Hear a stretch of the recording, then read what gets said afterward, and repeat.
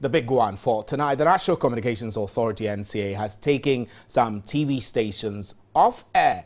Now, a statement by the NCA indicated some of the channels did not even have the license to operate.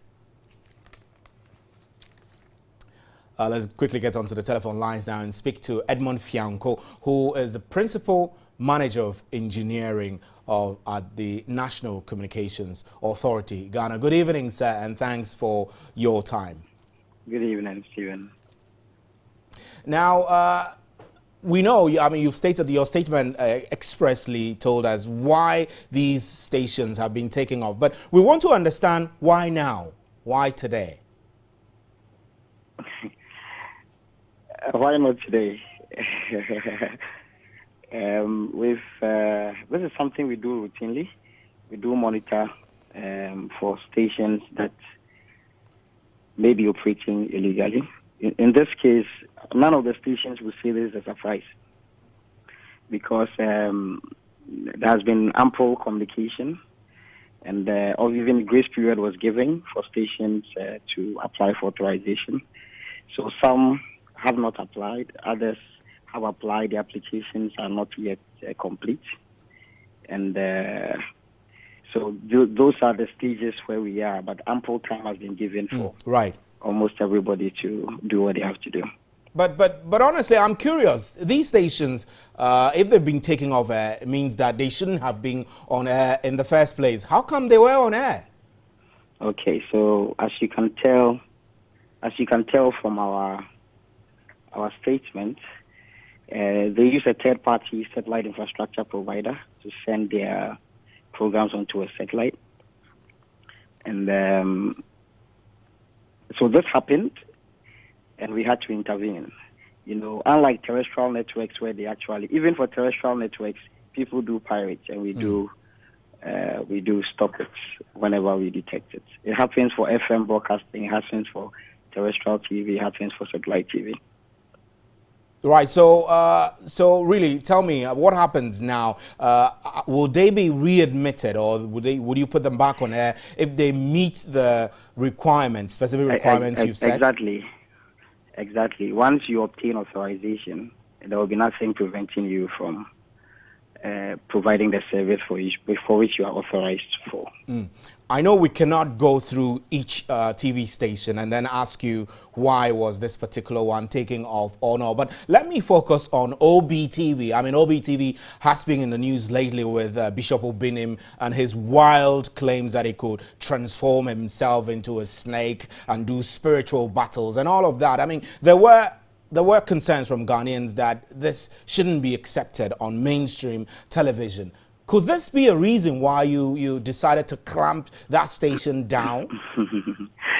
No, unfortunately, no.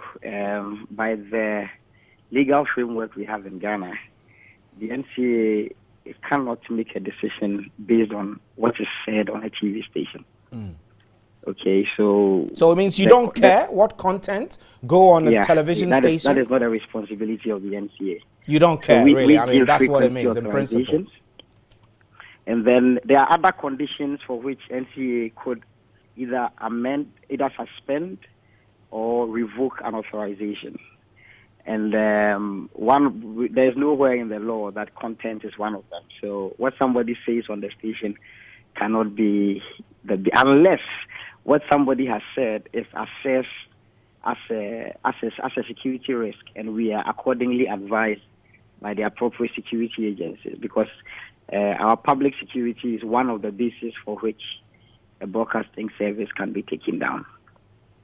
All right, so moving forward, what should we expect of the NCA? I mean, especially I'm asking this on the back of the fact that very soon, I mean, Ghana would have to make the migration from analog to digital, and there will be loads of channels which will seek authorization from yourself to broadcast. So Are you going to be that strict in enforcing that these stations meet your set requirements, or what? Yeah, that is our job. It is the obligation of the authority to ensure that the frequency authorizations are granted according to set criteria.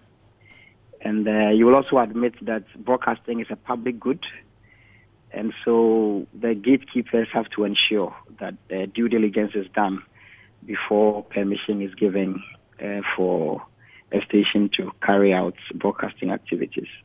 I do know that the constitutional provisions also require that media houses do not need maybe licenses to operate, except that you need to meet some requirements, etc. I am asking, I want to find out.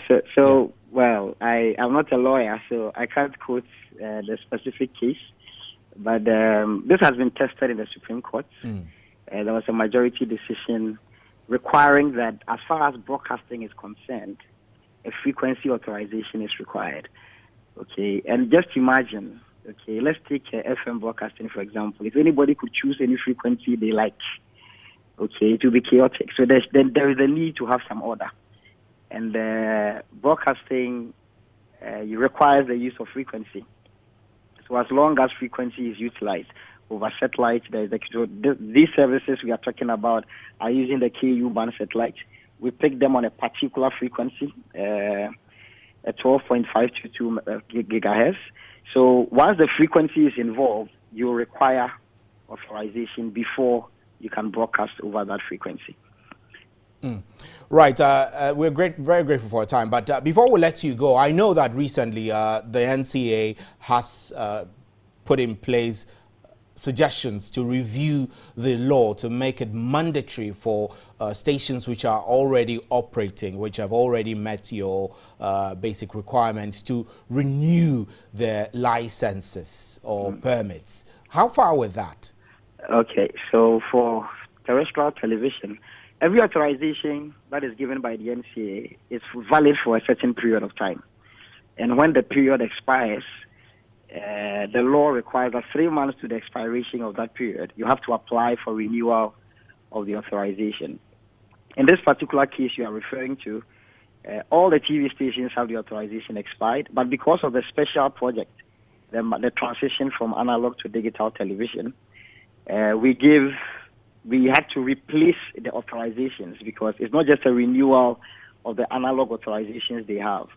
We call this a digital replacement authorization, which would give them the rights to continue to do analog for a period of time and also to do digital at the same time, and to give them certain resources that they would need to be able to do both the analog and the digital at the same time. Right. So I'm talking about both spectrum and numbering resources that would be necessary for that purpose. So that is what has recently been carried out by the authority. Right, thanks very much for your time, and we're very grateful. Welcome. So that's it for The Big One. We'll take a break and we'll be right back with more news. Stay with us.